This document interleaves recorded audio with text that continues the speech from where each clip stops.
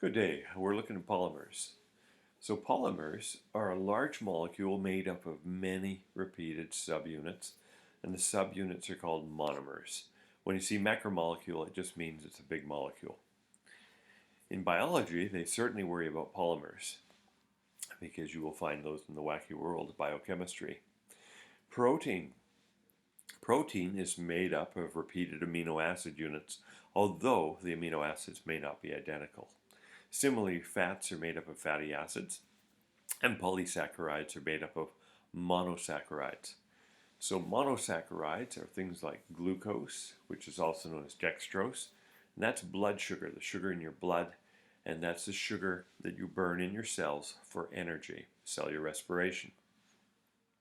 There's also fructose, and fructose is fruit sugar, and there's lactose found in milk. There are also disaccharides like sucrose, and that just means it's two sugars, and they've been put together, two sugar molecules or two monosaccharides, and that's the sugar you buy at a store typically. DNA is made up of sequences of nucleotides. The first artificial polymer, well, that came from the 1930s. So a lot of research started in the late 1920s.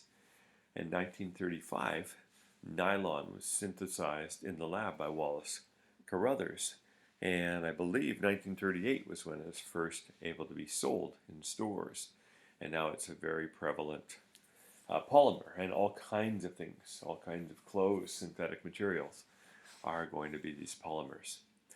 So you say, boy, I sure hope I get to memorize this, and of course you're allowed to memorize it, but you don't need to.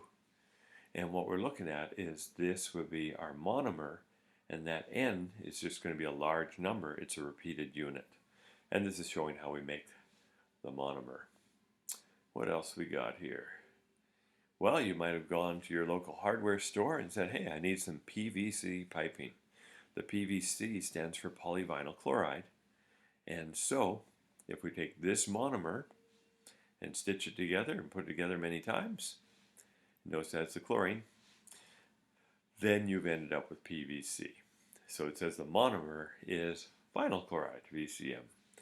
Anyways, what you see is the double bond also became a single bond.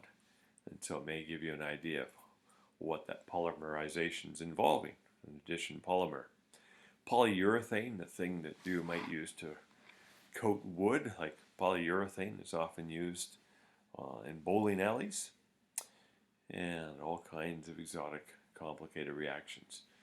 So no, I don't need you to know a lot about these polymers at this point. That would be something, if you carry on in chemistry at a university level, then you'd be interested in getting more info on it. So that's it on polymers.